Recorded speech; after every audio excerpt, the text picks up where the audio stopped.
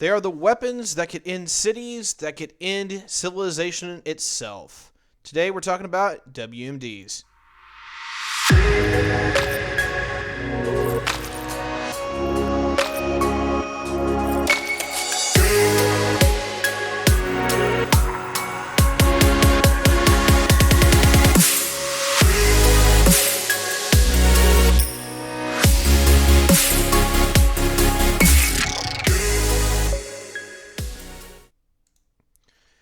All right, I hope you all like the new intro. There's about an edit or two coming down the line for that, but nothing major. But it's very interesting.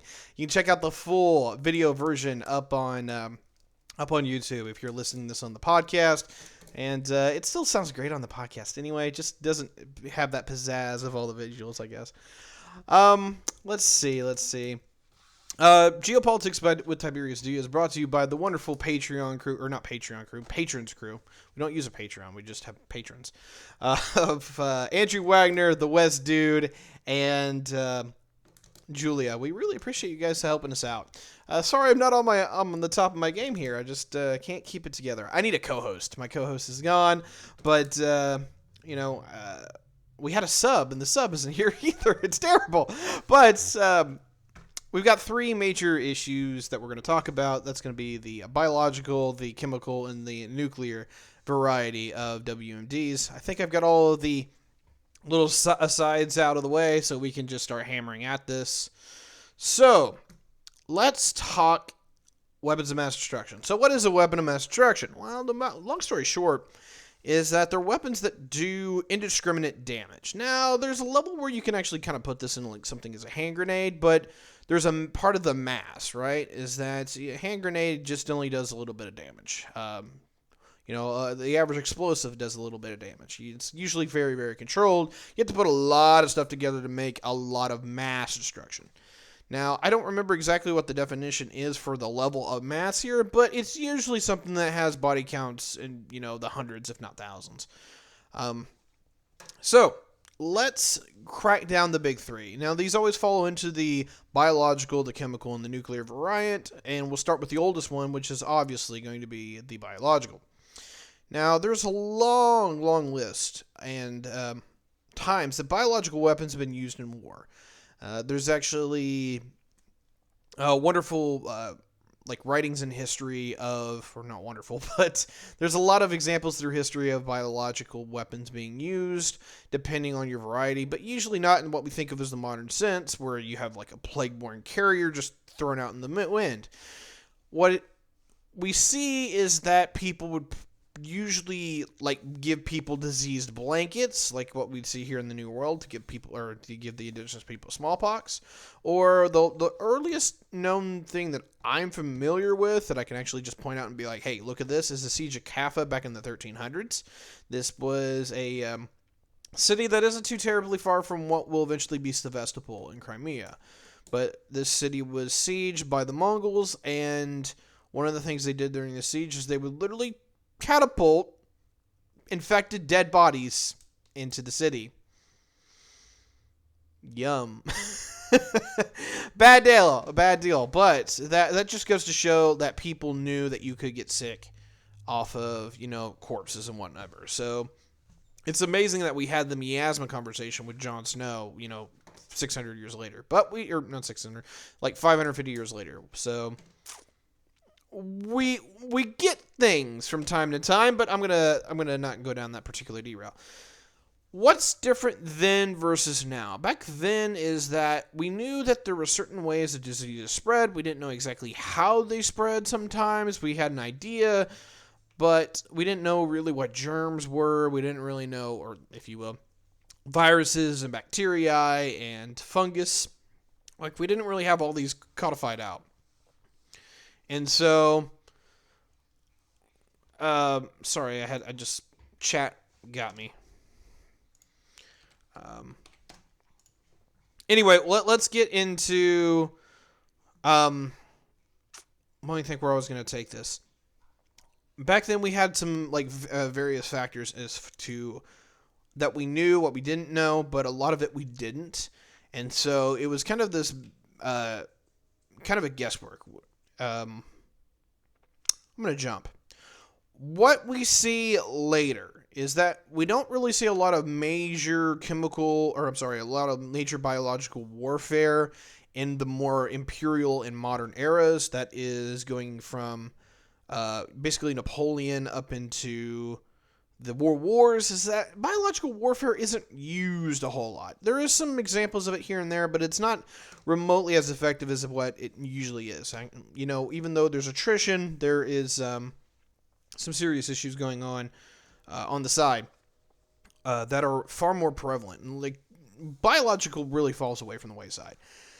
That kind of changes during the 60s to the 80s. Now, there's a long story here to be told, but I'm going to condense it because part of it I'm still working on, like putting it all together in part 2. It's really all done in the lab. The United States and the Soviet Union dropped a crap ton of research and development into biological WMDs. They wanted to basically see where they could push it and see what the weaponizes. It's the Cold War, right? Is that everyone put all kinds of power and finance and research into anything that they thought could actually kill people, because that's the name of the game. Make a long story short, in the 1980s, the United States and the Russians largely put all of these things on ice. They published their findings to the world, and they largely killed them all. That conversation boils down to this. After years and years of trying and failing to get what they really wanted, which, let's just be honest here, there's some stuff they really got nasty. We talk about anthrax. We could talk about, drawing a blank here, but there's many, many different biological weapons that we will develop during the Cold War. But the general conclusion with both the Americans and the Russians that we largely agreed to at the exact same time, independent of each other, was that the likelihood of developing a biological weapon that would hurt your enemies but not hurt you was almost astronomical. Like, there's just no way you could really do it. On top of that is that the problem that they pretty much consistently found is that in the process of trying to develop a biological weapon, you were far more likely to unleash the thing on yourself than you were to actually hit your intended target. And even if you did hit your intended target and you actually were able to use it in war, it would most likely come back on you anyway. Every major thing that could be used as a biological weapon would basically just blow back on you, is long and the short. So if anyone still thinks that the Chinese coronavirus, the Wuhan virus, whatever you want to call it, COVID-19, is a biological weapon, which was a big thing going around for a very long time there, yeah, you're full of crap. Because even the Chinese aren't stupid enough to actually pull this one off. So, on that note, biological weapons, you can do them. They suck. Because you're far more likely to kill yourself, if not just kill anyone and everyone that you like. So, everyone's largely kind of walked away from them. Not to say that you can't do it. We had the Anthrax Scare back in the 2000s from the terrorist watch list, all that kind of thing. It's possible you can do it, but it's hard. Like the only really good one is anthrax that I'm aware of, and that's largely because it's a fungus and it's really hard to spread. You can get it to a certain target, but once it's past that, it doesn't really like jump from person to person. So it's really good at getting rid of like one or a couple people, but not anyone in like a mass sort of way. It doesn't really qualify as a WMD to a large degree. So let's jump to the next one. The next one's a pretty big one. It's chemical weapons. Now you can argue that anything from like the old Greek fire flamethrowers used to be chemical weapons, and yeah, they kind of are. But that's not quite what we think of in the modern day. What we think of now is as a normal chemical weapon is largely something that is usually gaseous, that gets into the body and just either impedes your ability to fight, impedes your ability to operate, or just kills you, right? Now, there's probably some examples we can use here or there about people getting poisoned, intoxicated, here, there, and everywhere throughout history, but where it really takes off, obviously, is World War I. In World War I, we have basically where industry goes to war on a massive scale. Now that we've had a little bit of this with the Franco-Prussian War and all kinds of other stuff where we can talk about... sorry, chat's distracted me again.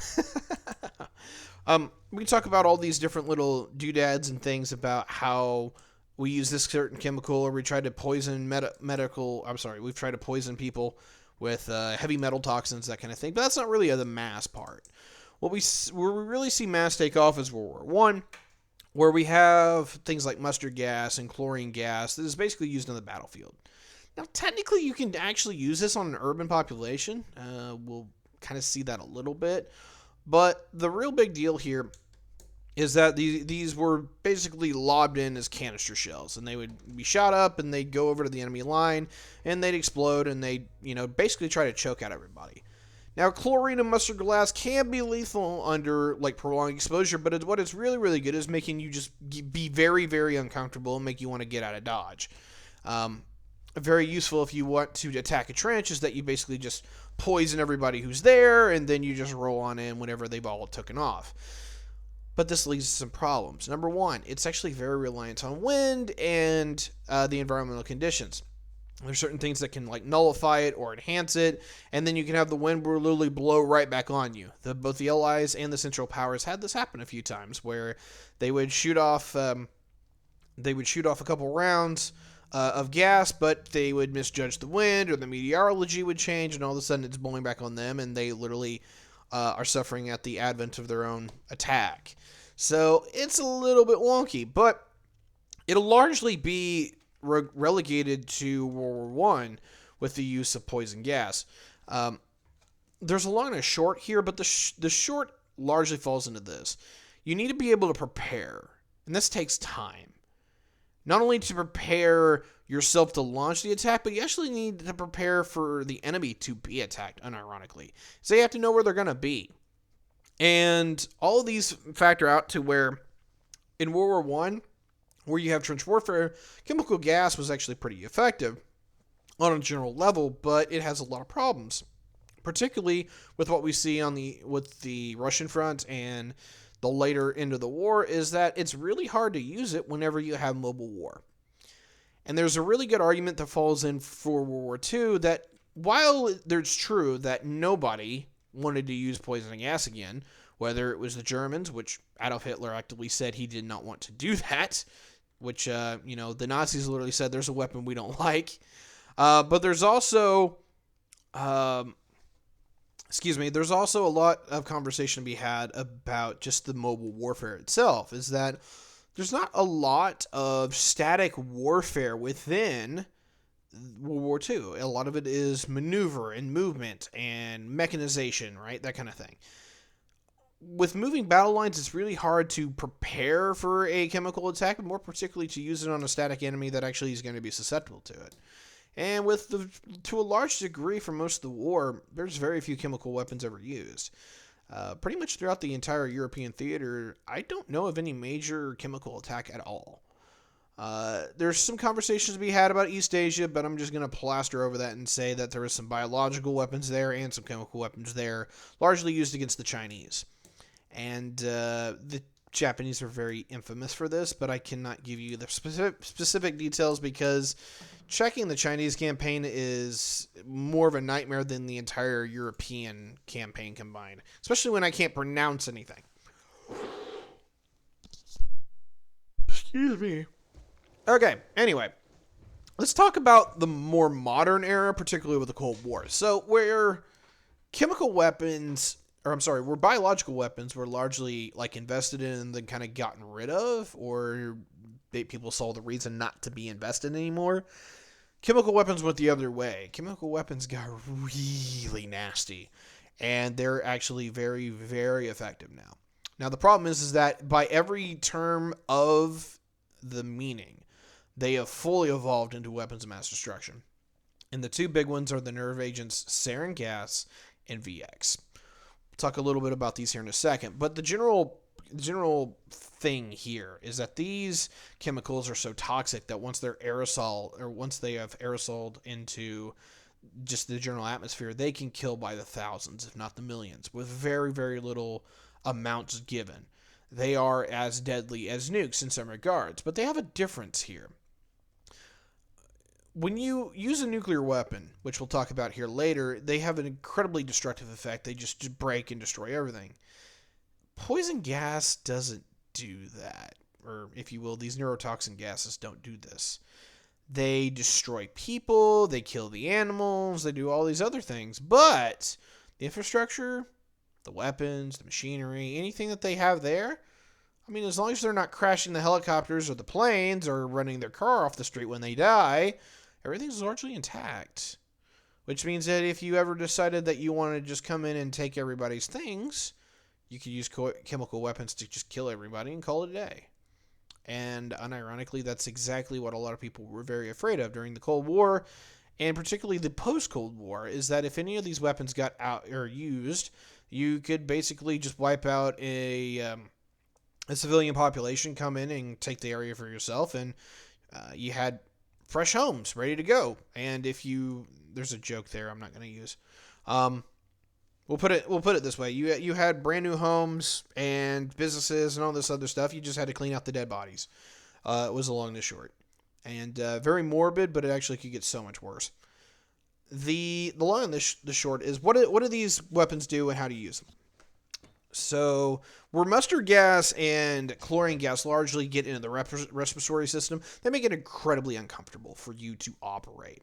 They make you choke, they make you gag, and they make you feel like you're about to die. But unless you consistently are in that environment, you'll probably not be too worried about what happens. You'll have a little bit of lung scarring and issue, but the only way that really kills you, as far as I'm aware, is that either it gives you such high dosage as you breathe in that you get you literally get air poisoning.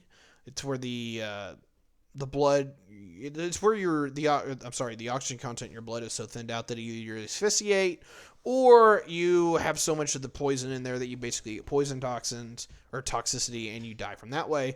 But the number one reason actually is not either of those two. It's literally respiratory arrest. Is that your body starts choking and you keep choking and you can't get out of it to the point where your lungs just seize up and they don't work anymore because they can't stop coughing. It's like the person who died from laughing. That's actually a thing. It's like 32 people a year. But the long and the short here is that that's not your primary way. That's the primary way that they kill you, and that's still rare. But these newer ones, more particularly the nerve agents, they don't do that. You don't even feel a lot of pain, if any at all, actually. There's some chat on whether you do or not, but they're neurotoxins. And if anyone doesn't know what a neurotoxin is basically it shuts off your nervous system. Could be better, could be worse. Yeah. No, we're not really sure, or I'm sorry. There's a bit of a conversation to be had about if it shuts off like a part that's too important that you go through pain and whatever. But as far as I'm aware, basically it just shuts you off and you kind of fall asleep and die. It scares the living hell out of people. We had a few examples of this being used in history. One was a terrorist organization, I believe, was the Tokyo bombings or the Tokyo subway bombings. Could be incorrect about that, but there was a limited use of sarin. I think like 5 people died. Very, very limited, yes, but it's not very hard to kill people with this stuff, but there is some like key catches you have to do here. Sorry if I'm not remembering right, but I was very, very young when this happened. What a lot of people are far more familiar with in the world is the use of sarin gas by Iraq in the 1980s to gas the Kurds. And a lot of people are far more familiar with this. This has made national news. Basically, they used it in the way that it was supposed to be used. The Iraqis did not care for the Kurds in the north, and they wanted a cost-effective way, if you want, to eliminate them outright. They wanted to be able to come in and take their cities and basically colonize the northern region. And so what would happen is that the Iraqi Air Force just came in and they would drop sarin nerve gas. And what was made worse is that, these people knew that they were under siege. They had been shelled by artillery and they'd been bombed before. They'd had helicopters come over and just basically kind of gunship them down, just like what we had seen with the Soviets in Afghanistan. But what really makes this all the sadder is that when they would hunker in their basements, they actually would be doing the worst thing they possibly could do when it came to VX gas, or not VX gas, but sarin gas, because you get it more concentrated as it seeps into basements. And so basically it's a heavier than air substance. It finds the lowest point it can go, and then it basically piles in there like it would be water. And so if they had any chance of surviving any kind of bombing or artillery or any of that kind of thing, the sarin made sure that they wouldn't live.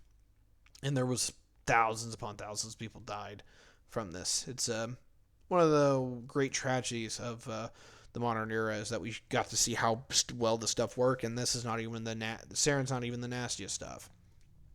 Now, thankfully, there's only, as far as I'm aware, there's only 2 countries that ever built the other stuff, and this is called VX. And if it sounds nasty, it's because it is. This stuff will shut you down in levels that you couldn't even believe. But basically, if you touch the stuff, you're dead. There's a long story. There's a long and a short here as well. I don't really want to get into it because there's some like biological and chemical stuff that it's a little bit over my head.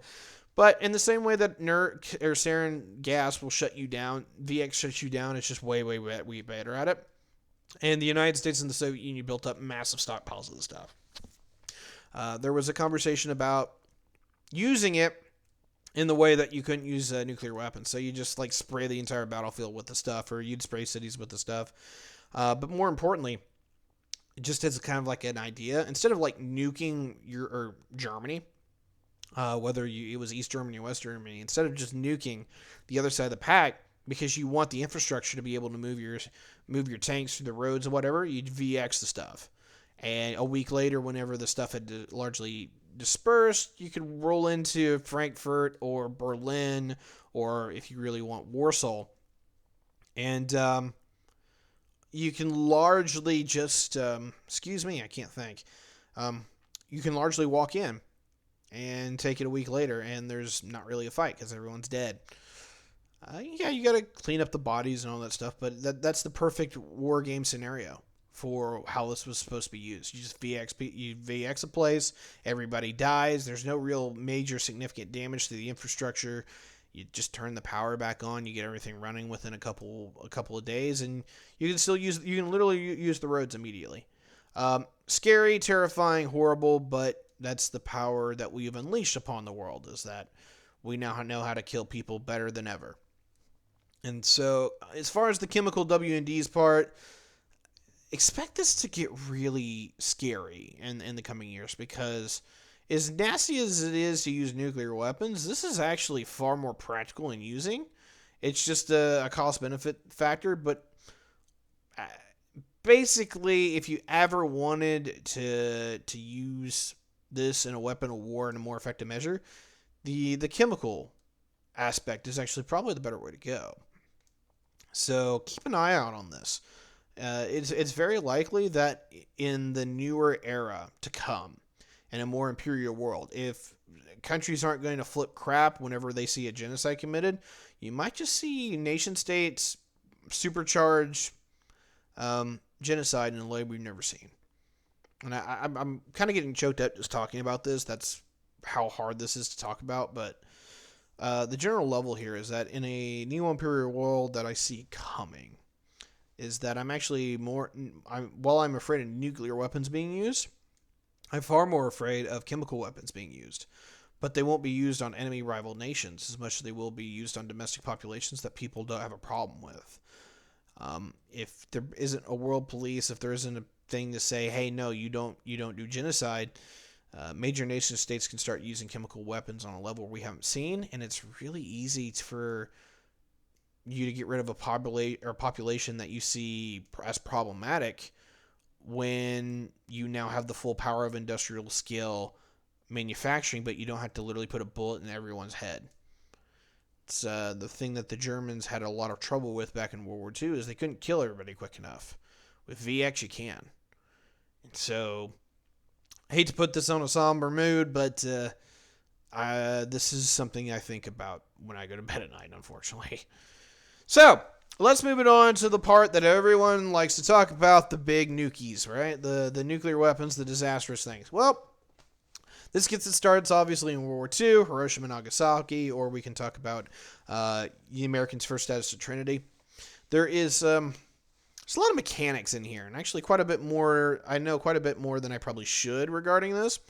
But I've got 35 minutes to entertain you folks, so let's break this down. So, nuclear weapons basically come out of what we think of as the Manhattan Project here in the United States. This was a number of physicists getting together and trying to figure out how to split the atom. That's a little bit hyperbole in how that actually works, but let me break this down for you. So, in nuclear physics, there is fission and there's fusion. We'll talk about fusion here in a little bit because it's thermonuclear weapons. But we'll talk about, we're going to talk about fission for a second. So, what is fission? Anything that is innately radioactive is in a state of breakdown or decay. And when you get into either unstable elements, or more particularly unstable isotopes, or you get into the big elements like uranium, plutonium, which plutonium is artificial, by the way. But when you get up to something as dense and as more complex as uranium, is that it's innately unstable. It's trying to break itself back down into something that's far more stable. And so it will literally shed its own its own atomic structure in order to get down to a more stable level. And so where we get at is that what you can do, and this is crazy, but hear me out here, is that if you have something that is innately unstable, such as this, and what you'll have is uranium as an example, is that if you break uranium down and it sheds that atomic material, it can go flying into other uranium atoms, destabilize it further, and make it break down. And you can supercharge this process. This is actually how nuclear power plants work and a whole lot of others. But the scientific explanation of this is that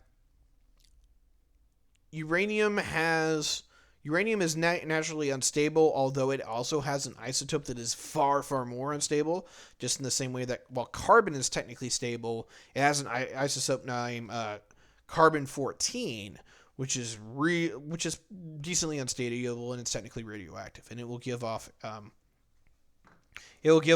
power as we go on. Or not power, but it'll give off neutrons. This is what it happens, is that you have protons, neutrons, and electrons. And if you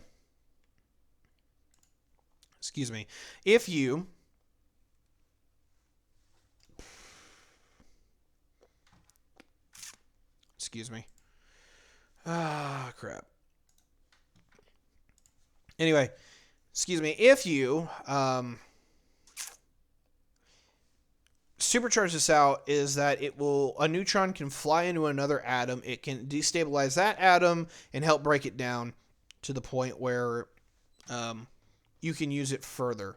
And it will chain reaction all the way up into what we call criticality. We'll get there in a second.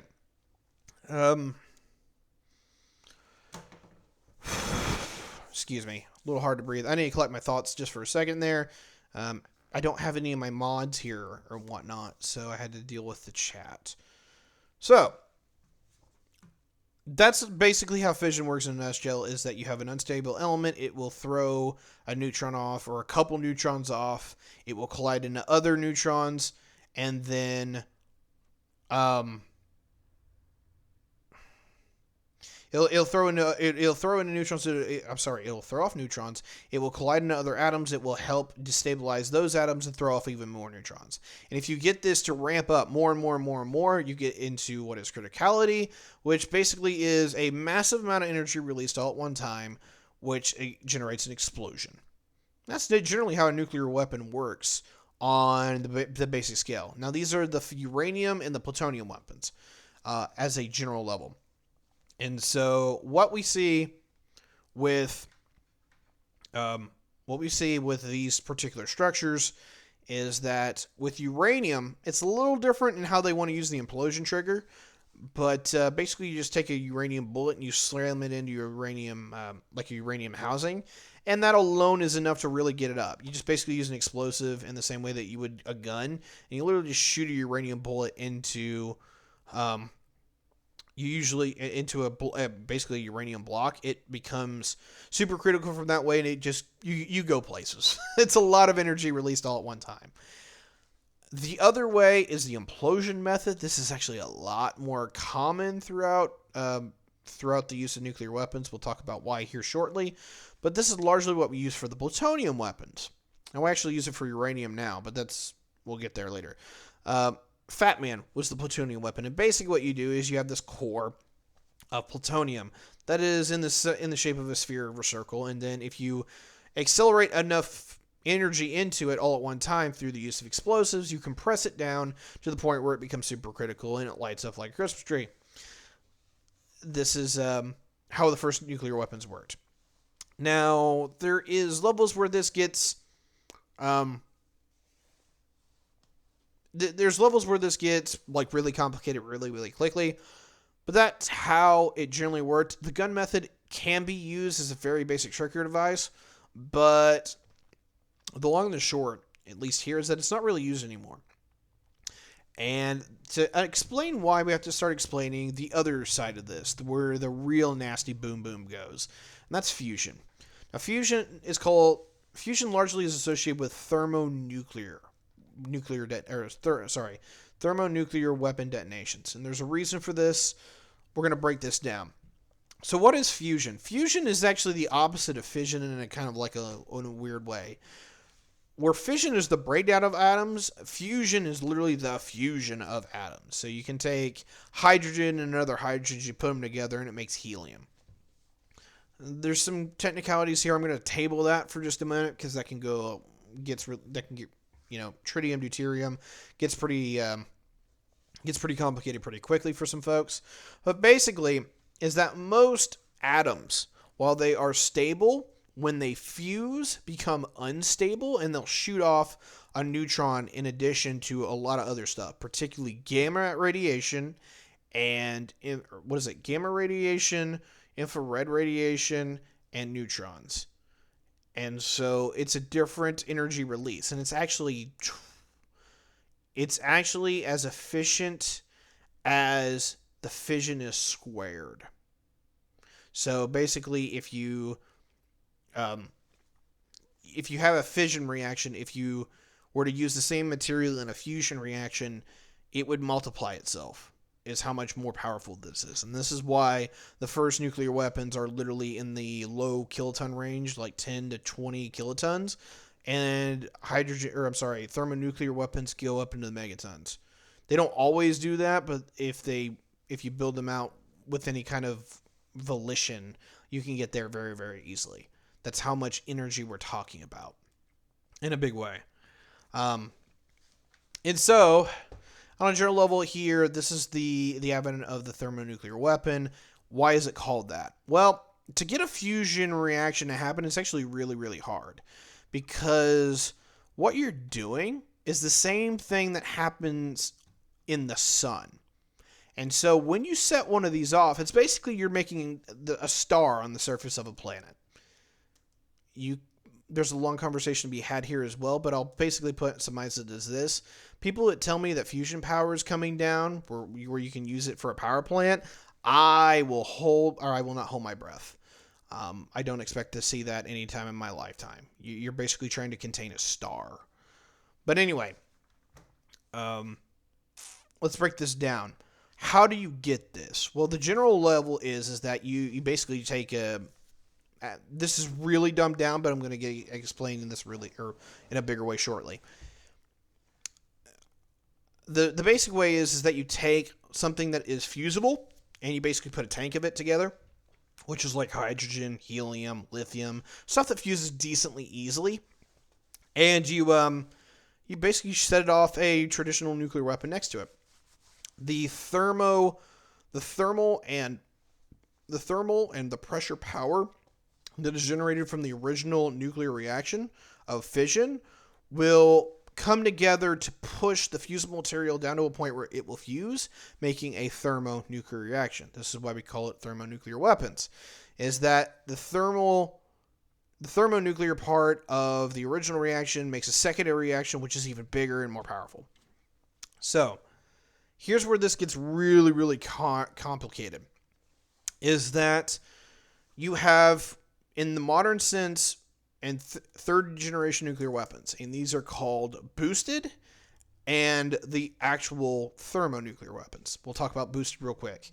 So what they decided to do is they figured out, well, wait, you have this reaction that is basically supercharged by another reaction. Why don't we just put it all together? And so you can layer it. And as weird as it is that you can make an implosion device. This is why everything's now an implosion device on a general level. You make an outer shell, and you make it out of a fissile material by fission. So largely uranium, or sometimes plutonium, but usually uranium, particularly U-235. And then when you set this off, it starts a nuclear reaction. But inside of that is a level of fusionable material, and it's usually lithium. Sometimes it's hydrogen, sometimes it's lithium. It depends on what you're trying to do, how big of a bang you're going for here. But you have that. And they have actually layered this up where it's usually a triple factor. So you'll have a fission, fusion, fission reaction. Because when you get the fusion to go off, because the fission charges up the fusion actually will charge up fission. In the way that it'll press all of those fusible materials together, that it will reinforce that, and you'll get even more energy out of it. Because the heat and the energy and the pressure forces all those fissile materials together in the same way that it happens in a fusion one. And it basically becomes a self-reinforcing cycle.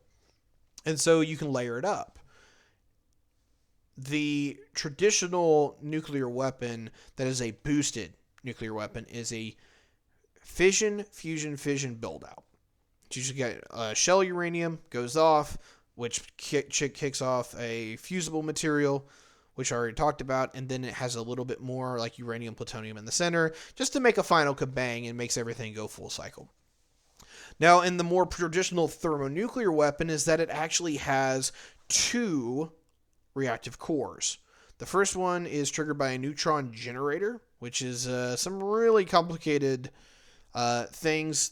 Some people have described it easily as just basically a neutron laser that is triggered off and then shoots off. I'm not getting into this, but long and the short is that you take that traditional core from a boosted nuclear weapon and you put it against its inverse.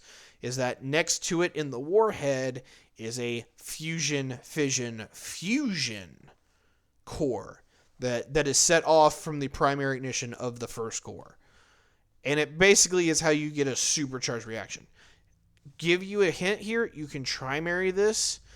There isn't an official record of this stated being done where you can literally make a third core, but it is suspected that this is how the Russians got Tsar Bomba as big as it was. Is that you basically just, instead of making a bigger and bigger and bigger bomb, is you intensify the number of cores that are in the weapon itself. Now, most weapons on a general level are either the boosted level or a small or very small variant of the thermonuclear kind. And it's a little bit tricky to tell you where one starts and the other begins, because this gets into like state secrets and how nuclear weapons design is. They open the box and they openly say that almost everything in the United States arsenal is of some kind of thermonuclear variety, but I've heard atomic scientists talk about this, and I'm a little questioning of this, because in the way that they talk about the boosted stuff, they really talk about it in a way that far more convinces me that the vast majority of the nuclear arsenal of the United States is actually the boosted variant, and the heavy-hitting thermonuclear variety is actually kind of reserved for very, very limited circumstances when you really want to make a big boom. And to give you an example here of why I think this is that, remember how I originally said that this is how you get a lot more energy to kind of go full circle? That's true. It still is. And the average is, as far, if you believe the American DOD, is that the average nuclear warhead that we put on almost all of our weapons, which we're going to get into MIRVs and all this stuff here shortly, is that they're only rated for about 475 kilotons. Not a small grudge by any measure. Don't get me wrong. It is, 40 times more powerful than the Hiroshima bomb. But that's actually not horribly hard to do. And if you do a little bit of backhand math, you can figure out that the boosted nuclear weapons do that very, very easily.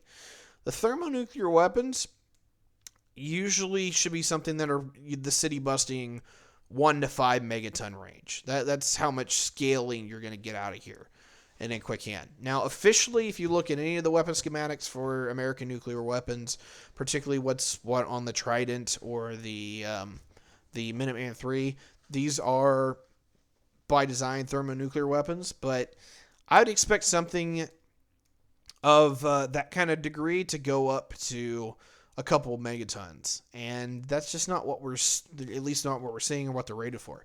Now, in all fairness, DoD could be lying their pants off. These weapons could be far more destructive than what we admit them to be. They could be rated for 475 kilotons. Oh wait, we're actually talking 5 megatons. It's very possible. So, just put it this way. If I'm reading between the lines at all, the nuclear scientists largely talk about having the actual rated as being legit. But they're probably boosted weapons, not that. Now, why do I talk about this? Why am I just rambling on about this? The reason why is because of how nuclear policy works, or more particularly nuclear weapon policy.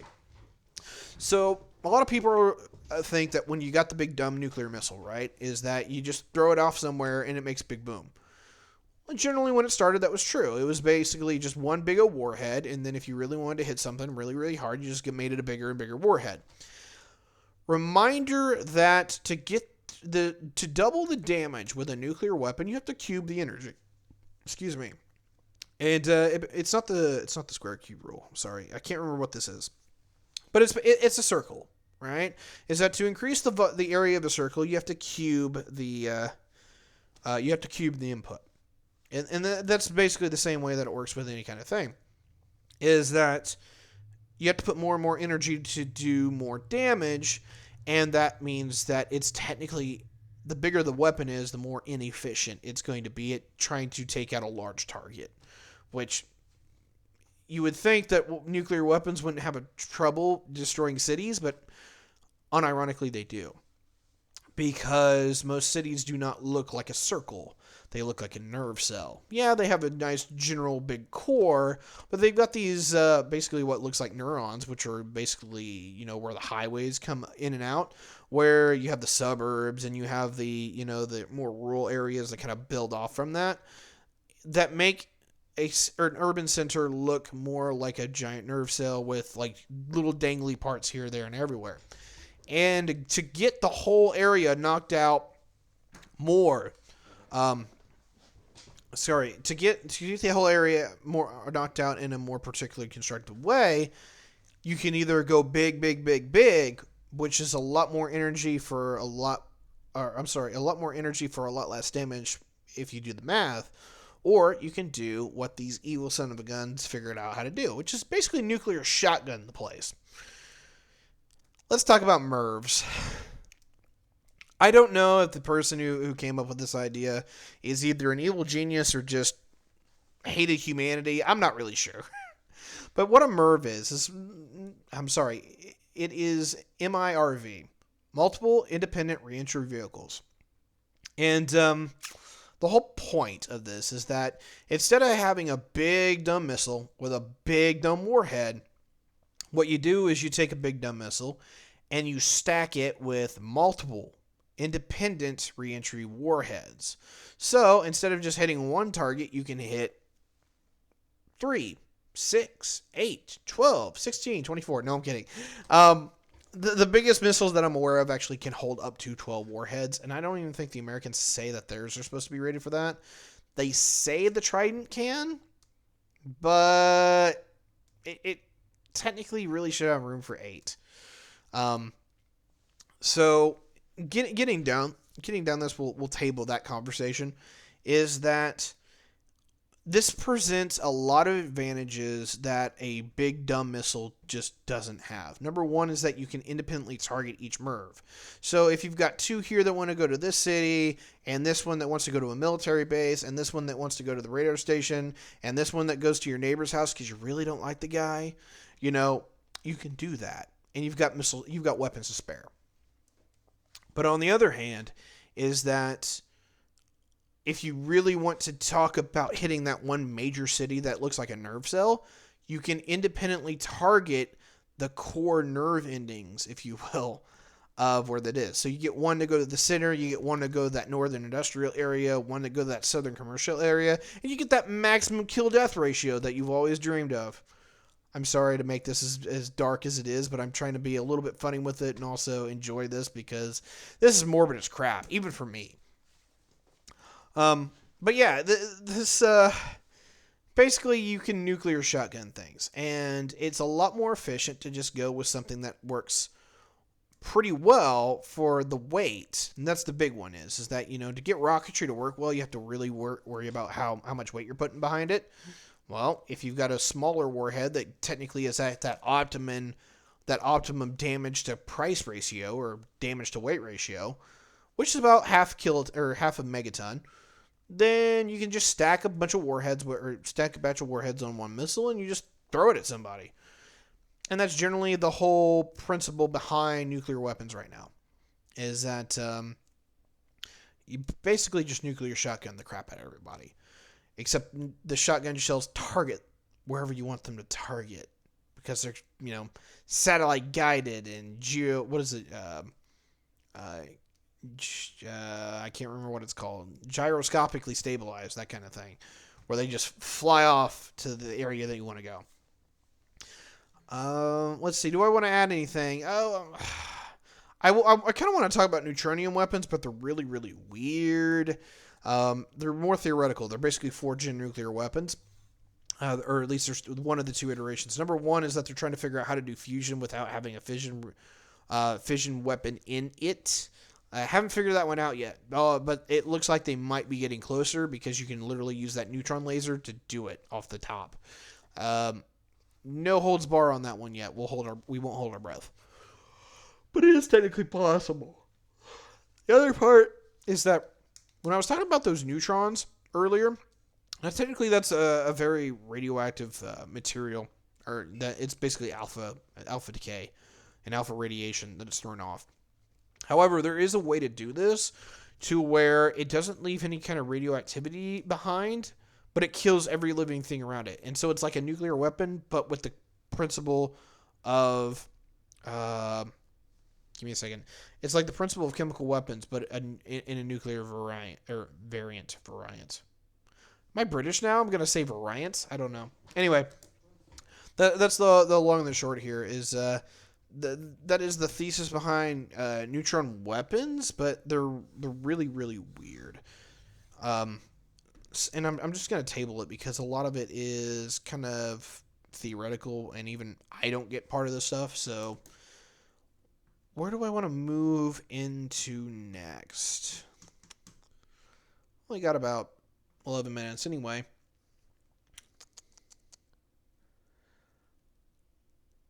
This is why I needed a co-host. Anyway, I want to thank everyone for being a part of this. If you have any real questions that you want to send me, you are definitely welcome to send that to LinkedIn. And by the way, if you are on LinkedIn and if you have friended me, I would really appreciate the skills recommendations. It makes a lot of difference.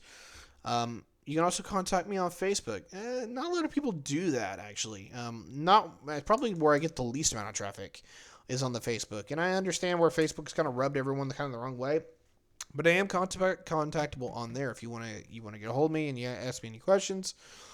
If you want to contact me on Twitter, that's where I get most of my traffic. Feel free to just tag at me, or you can throw it in my inbox. The inbox should be relatively open. And so we can definitely have that conversation. Just let me know if you have any questions there. Feel free to do so, because I'm looking at the numbers here as far as who's watching, how many people are watching. And there's definitely not probably at least 2/3 of my audience that isn't giving me any real feedback. So I'd absolutely appreciate it if you could. You can also check this stuff out on YouTube. On Buzzsprout, which hosts the podcast, but you can find that on Apple Music, which Apple Podcasts. There's Spotify, that kind of thing. It's all linked in together, and then you can talk about that. I'm just losing my mind. I am so sorry. We're gonna have to close this out, but I want to thank each and every one of you for joining us. And if you want to have a chat with me, I'd appreciate it. We record this still on Twitch.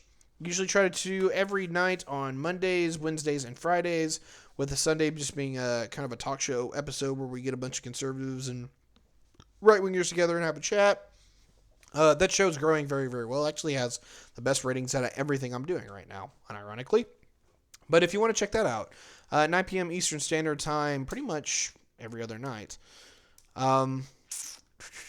There was one more note I wanted to make out. Fridays. Fridays after the show closes out, we have a little community event to get together. If you guys want to participate in that, it's Tyberius' Senate. We play a game called Democracy 4, and we play it together. And what we just kind of do is we get everyone together, and we play the game as a sitting Congress. And so each person is like the representative from Indiana, the representative from Ohio, or any kind of thing like that. And we put 4 bills together where we talk about what we're going to do. And we put it in the game and we see what happens. And it's been a very interesting experience so far. Hope you guys like the new intro. Hope you like the show. We're going to be changing it up, but we're on track for Season 3. And this is the point where I finally kill it. So hope to have you guys back with us very, very soon. And on the next episode, we'll be talking about something or other. I forgot. Oh, no. Next episode, we'll be chatting about Korea. Neat. So, yeah, we'll be talking about the 2 Koreas. Thank you very much for watching us, and we'll catch you again next time. Bye.